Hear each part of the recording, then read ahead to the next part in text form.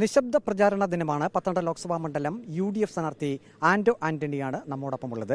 ഇന്നലെ അങ്ങ് CPIM ഓഫീസുകൾ റെയ്ഡ് ചെയ്യണം എന്നൊരു ആവശ്യം ഉന്നയിച്ചിരുന്നു. വ്യാപകമായി കള്ളവോട്ട് ചെയ്യാൻ CPIM ശ്രമം നടത്തുന്നു എന്ന ഗുരുതരമായിട്ടുള്ളൊരു ആരോപണമാണ് താങ്കൾ ഉന്നയിച്ചത്. ഈ നിശബ്ദ പ്രചാരണ ദിനത്തിലും അങ്ങ് ഈ ഒരു ആരോപണത്തിൽ ഉറച്ചു നിൽക്കുകയാണോ? അല്ല, മിനിയാന്നാണ് ഇവിടെ പോളിംഗ് ഓഫീസേഴ്സിനെ എല്ലാം തീരുമാനിച്ച് ഫൈനലൈസ് ചെയ്തത്.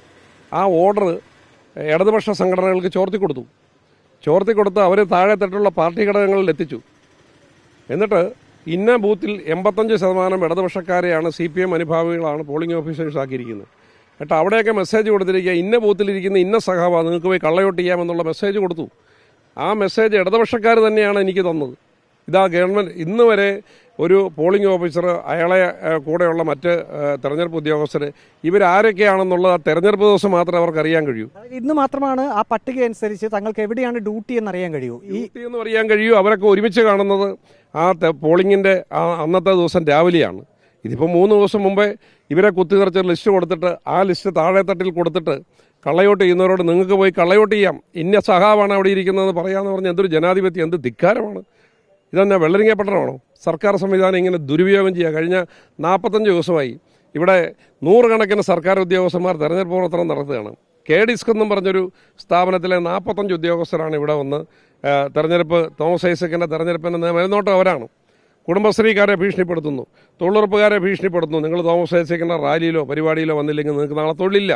ഹരിതസേനക്കാരെ ഭീഷണിപ്പെടുത്തുന്നു, സർക്കാർ ഉദ്യോഗസ്ഥന്മാരെ ഭീഷണിപ്പെടുത്തുന്നു. സർക്കാർ സ്കൂളിൽ ഗവൺമെൻറ് അധ്യാപകരുടെ യോഗം വിളിച്ചിട്ട് മന്ത്രി പങ്കെടുക്കുന്ന യോഗത്തിൽ നേരെ തോമസ് ഐസക് കയറി വോട്ടും തെരഞ്ഞെടുപ്പിൽ എങ്ങനെയാണ് സഹായിക്കേണ്ടതെന്ന് പറഞ്ഞ് പ്രസംഗിക്കുന്നു.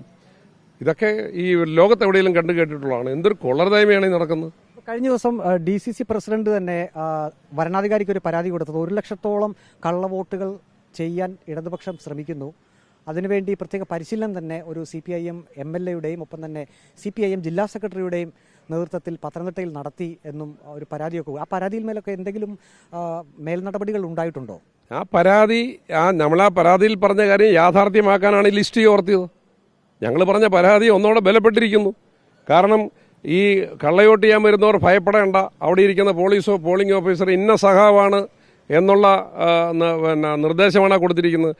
അവരുടെ യോഗത്തിൽ പറഞ്ഞതാണ് 1 ലക്ഷം വോട്ട് നമുക്കിങ്ങനെ ചെയ്യാൻ കഴിയും, 1 ലക്ഷം വോട്ട് ചെയ്യാൻ കഴിയുമെന്ന് ഈ കള്ളവോട്ട് ചെയ്യാൻ വേണ്ടി വിളിച്ചുകൂട്ടിയ ആളുകളുടെ യോഗത്തിൽ പറഞ്ഞതാണ്. എന്തൊരു ജനാധിപത്യ! ഞാൻ ചോദിക്കുന്ന ഒരു MLA ഒക്കെ പോയ യോഗത്തിൽ ലജ്ജയില്ല ഇയാൾക്കൊന്നും? ഇയാളൊക്കെ ജനാധിപത്യത്തിൻ്റെ പേരിലാണോ ഈ MLA ഒക്കെ ആയിട്ടിരിക്കുന്നത്? നേരത്തെ UDF നേതൃത്വം തന്നെ വ്യക്തമാക്കിയിരുന്നു അത് കോന്നി MLA KU ജനീഷ് കുമാറാണെന്ന്. അദ്ദേഹം തന്നെയാണോ? അല്ല, ഞാൻ ആരുടെയും പേര് പറഞ്ഞ് ആക്ഷേപിക്കുന്ന ആളല്ല. അതൊക്കെ ആരാണെന്ന് നിങ്ങൾ അന്വേഷിച്ചാൽ കിട്ടും. എന്നേക്കാൾ കൂടുതലായിട്ട് മാധ്യമപ്രവർത്തകർക്കറിയാം ഇതൊക്കെ ആരാണ് എന്താണെന്നുള്ളത്. പക്ഷേ ഇതൊന്നും ശരിയല്ല. ഇത്രയൊന്നും തരംതാന്ന പണിക്ക് ഇറങ്ങരുത് എന്നുള്ളതാണ് എൻ്റെ അഭിപ്രായം. എത്ര വോട്ടിൻ്റെ ഭൂരിപക്ഷമാണ് പ്രതീക്ഷിക്കുന്നത്? എനിക്ക് ലക്ഷക്കണക്കിന് വോട്ടുകളുടെ ഭൂരിപക്ഷം കിട്ടും. അത് അട്ടിമറിക്കാൻ വേണ്ടിയാണ് ഈ കൃത്രിമമായിട്ട് ഇറങ്ങിയിരിക്കുന്നത്. ഏതായാലും വളരെ ഗുരുതരമായിട്ടുള്ളൊരു ആരോപണമാണ് ഇടതുപക്ഷത്തിനെതിരെ ആന്റോ ആന്റണി ഉന്നയിച്ചിരിക്കുന്നത്. വലിയ ഭൂരിപക്ഷത്തിൽ താൻ വിജയിക്കുമെന്നും ആന്റോ ആന്റണി പറയുന്നു. വീഡിയോ ജേർണലിസ്റ്റ് അജി കൊടുകൊണ്ടൊപ്പം reporter Praveen Purushothaman, in reporter, Pathanamthitta.